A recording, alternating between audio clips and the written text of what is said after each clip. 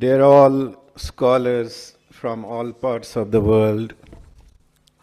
Today we have assembled here, rather we have made our voices to converge, to pay tribute to one of the very important scholars of the 20th century and first part of 21st century, Dr. Taha Jabir al-Alwani.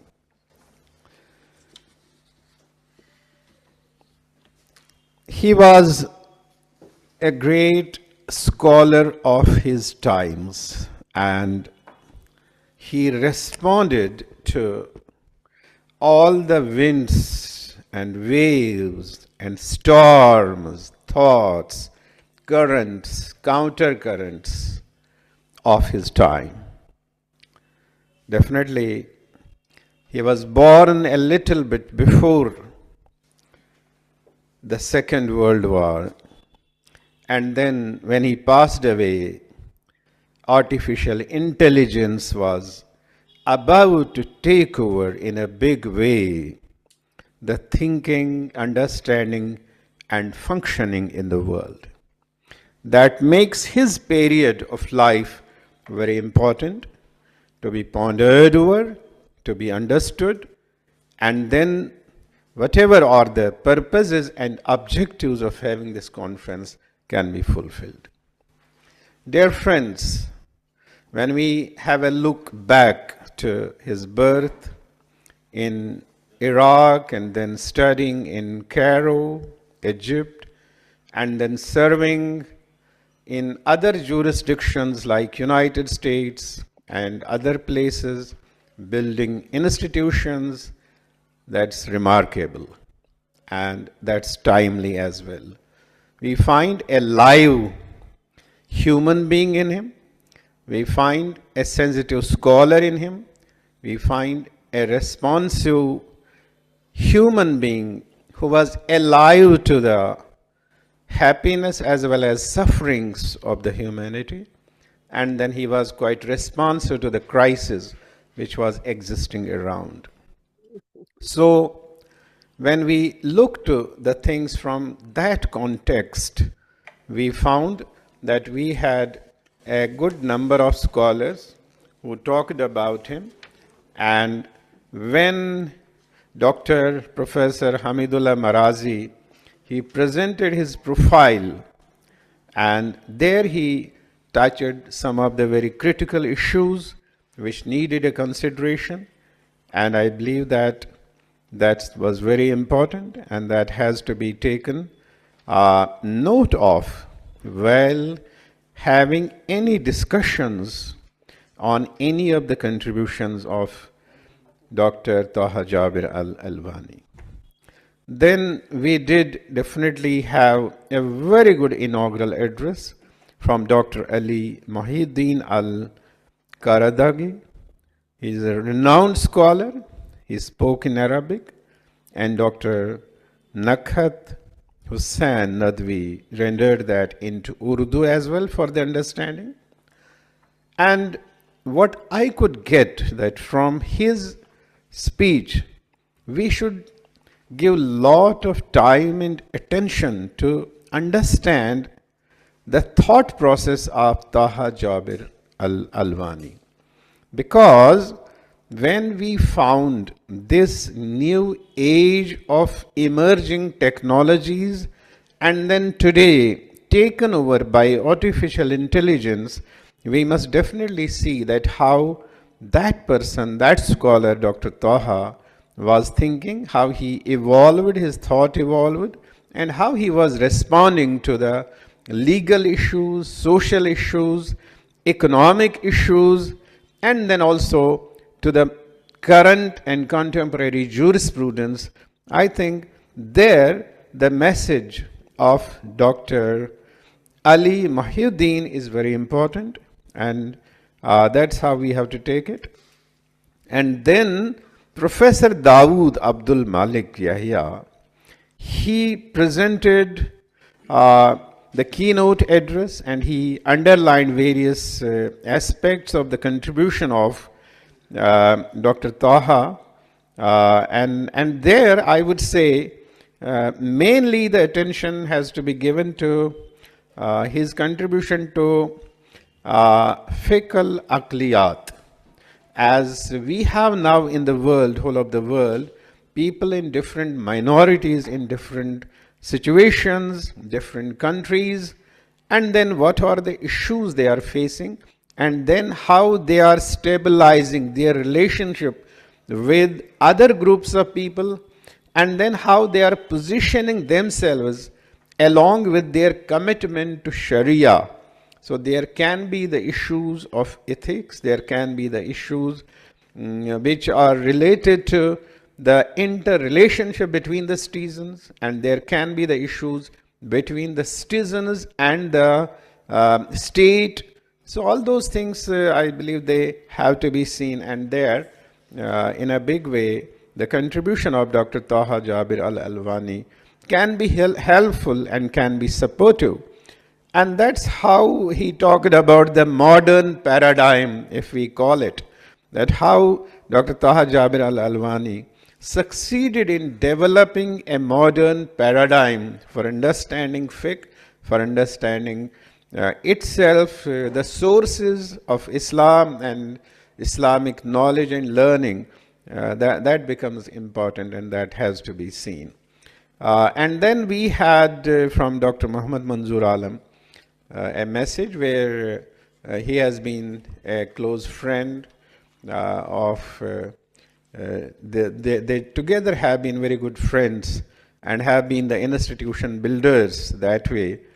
So he talked about that in this, and that was beneficial for we people to understand the relationship between the scholars across the globe and how that can be beneficial, and we should continue that in this age of globalization. I would appreciate largely the address which was given by His Excellency Dr. Qutb Mustafa Sanu, who is a very good scholar of Islamic fiqh.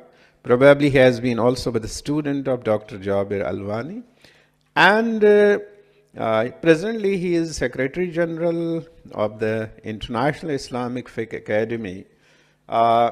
He laid emphasis on the institutions that Dr. Jabir al-Wani, he did establish the institutions, as we find in his profile, that across he has been an institution builder, and some of them have gone to the level of universities, and some have become more important than universities as well.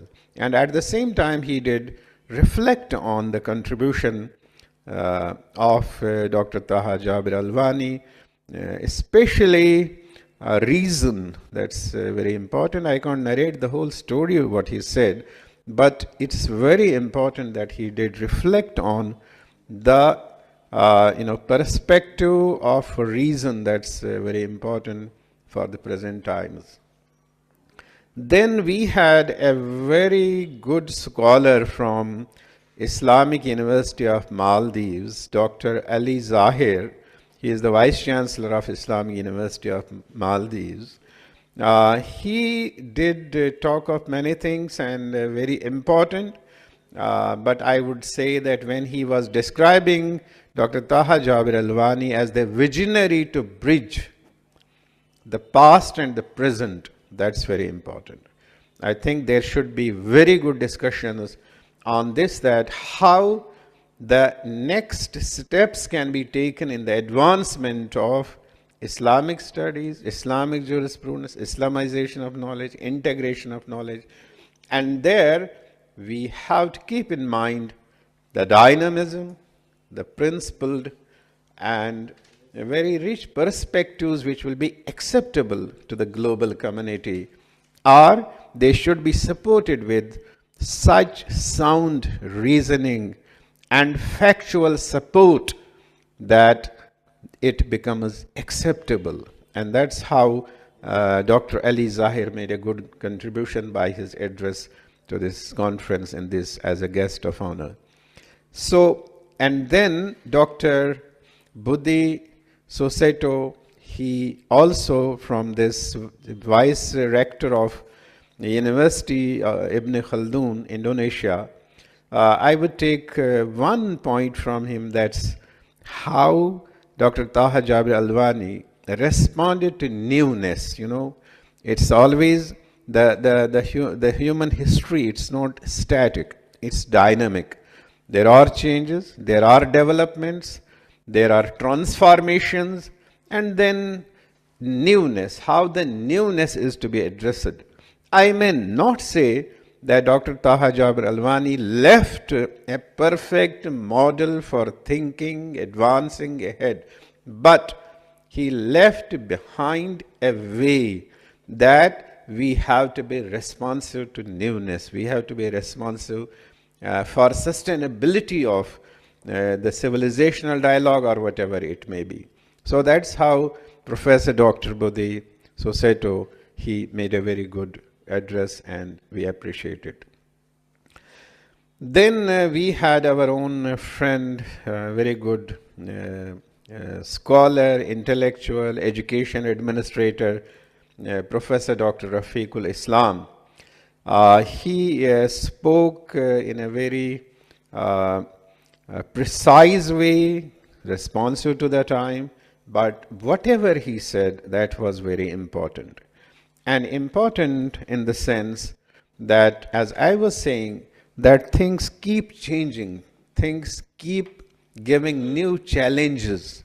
Then in such a situation, how we can go ahead with the newness and how we can respond to the things in a way that we can really leave behind a good legacy, and at the same time we are carrying forward the things with influence, with impact.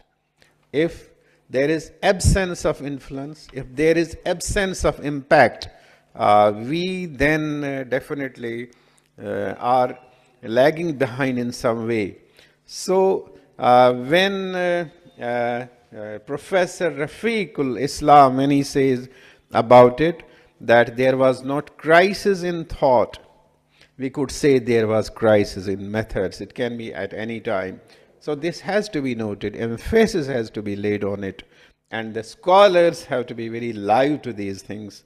And then definitely when he was talking of, I may put it in the words, sovereignty of the Quran.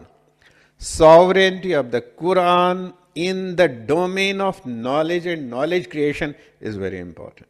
That is one of the most important things, and that there has to be consistency, there has to be perseverance, there has to be endurance, and that becomes the cause for influence and success. So that's how we had very good thoughts and contributions from different scholars and speakers in this. And then I may say, in addition to that, that what I got from a very brief study of Dr. Taha Jabir al-Alwani, that he was deep in the Quran. He had understood and he had taken the message, he had taken that basic ray which Quran wants that any scholar should possess. And then that creates a kind of dynamism in person, and that makes him understand the things. You know, when we see that the Quran talks of the intellectual, the real intellectual, he can be the best of the persons with taqwa. And then he is the best, dearest, as well as fearful to Almighty. I think scholars in this age of artificial intelligence, where there are many challenges from the technology as well as the philosophy, they have to show that how much they have borrowed, how much they have received, how much they have imbibed, how much they have internalized that Quranic spirit of intellectualism. How much they sustained by that, how much strength they get from that.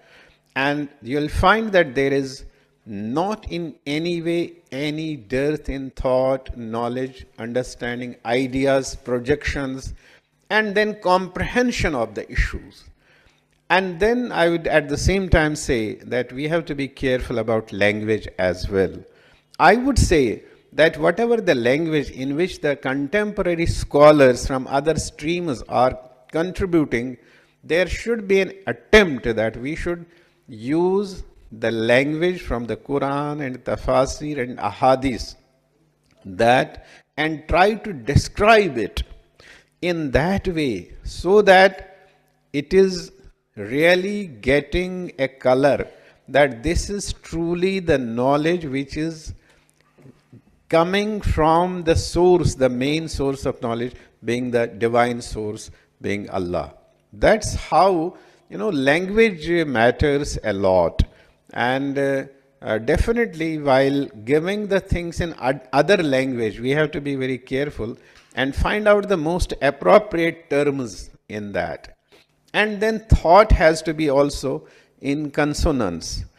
And the Islamic scholars or any other scholar who is working on any aspect of knowledge, he has to keep in mind that he is now in this age of scientificity and empiricalism has taken over other abstractness. In such a situation, how much he is empirically correct.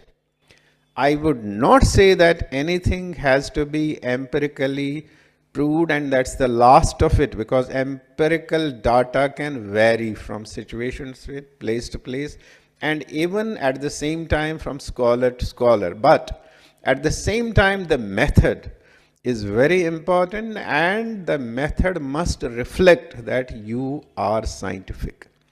And at the same time, you are connected with the divine source. You are connected with it. And then at the same time, you have to be connected with the purpose. As we generally take the example of even the day-to-day salat, that it must keep a person away from the things. Tanha anil fasha wal munkar. That is how we have to see that all the things which have been made obligatory are the principles which we develop, are practices which we develop in Islamic jurisprudence, are in the implementation of the Islamic law, or principles that how much we are getting close to it. That will develop an appeal and that can be acceptable, as there are so many issues. I may at the same time say and jump to it that the real knowledge source is Quran and other revealed, whatever is the revelation there. The question is that when it is taken as a separate domain of knowledge, we find that then it has to get the strength that it becomes appealable and it becomes acceptable and it becomes convincing for all others who are on the other side of it. We would like that that divide should not be there. It should be that all knowledge, whatever it is coming from the divine source, it's coming from Almighty Allah. And there it is an understanding that this knowledge has come from here, this knowledge has come from other side. But if we put the things in the correct perspective, all scientists, social scientists, religious scholars and others, I think that kind of convergence is required, where they all can think together and all knowledge will be used for the benefit of the society and for developing the systems. Whatever can be the methodologies, the scholars have to see it, and one model in Dr. Taha Jabir al-Wani, it can be analyzed in the conference from that point of view. But here I would also say that the scholars of Islamic law have to be a bit alive to the things when persons like scholars like Dr. Tahir Jabir al-Wani, why he is not too much quoted and cited in the national jurisdictions, as there were many times the questions of Islamic jurisprudence. We didn't find generally the quotations from Dr. Tahir Jabir al-Wani. And now, Institute of Objective Studies, responding to all these issues, is doing a timely task by having a conference on such a scholar, and it can provide a lot of material to the local scholars to address the various issues which are faced by the implementation and following of Sharia in this country also, and in other countries as well. So we have to be live to them. And then I would say that scholars should be appreciated during their lifetime also. And I think if this conference would have been organized, or others would have organized the programs during that lifetime, that would have highlighted the thought better, and we would have got more benefits from that. And somehow there is some kind of gap that's existing, but IOS is fulfilling that gap. It's having programs on different contributors of knowledge, and that's how we are going with it. And inshallah, the Institute of Objective Studies will continue this process, and I request all the scholars, all the guests of honor, chief guests, inaugural address contributor, and all others to remain associated with the IOS for further endeavors. And I wish this conference becomes a great success. It gives a good contribution in the form of a compilation. I would request all the scholars that please send your these articles, papers timely to the Institute of Objective Studies, and so that that is edited. Let it not take too much of time, because law and jurisprudence, and then this time the understanding of Islam, that cannot wait too much for a scholar, that you will wait for that long time. So my request will be that within a month or so, please finalize your these research papers and send them so that it's timely published. And I am grateful to the family of Dr. Taha Jabir al-Wani for sending a message. I assure them that the contribution of Dr. Tahir Jabir Fayad al-Alwani shall be reflected, and it shall be circulated as it deserves to be. And also I appreciate the launching of our investor of an award in the name of Taha Jabir Fayad al-Wani. I hope that it is stimulating for many scholars, and then they will be getting this award and doing good work on Islamic jurisprudence and like that.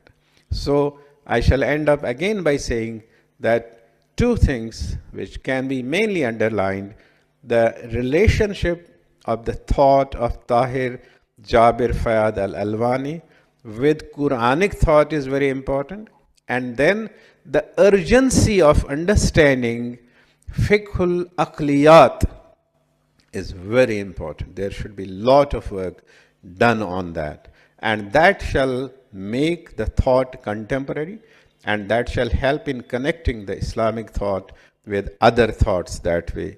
So scholars should work on that and have very good thorough discussions on these two things.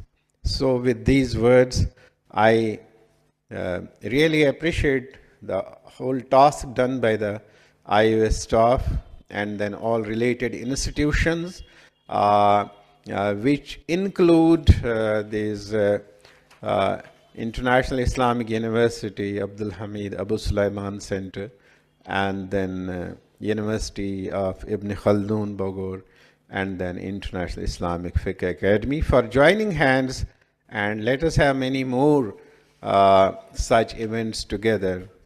Allah bless you all. Wa akhiru da'wana in alhamdulillahi rabbil alamin.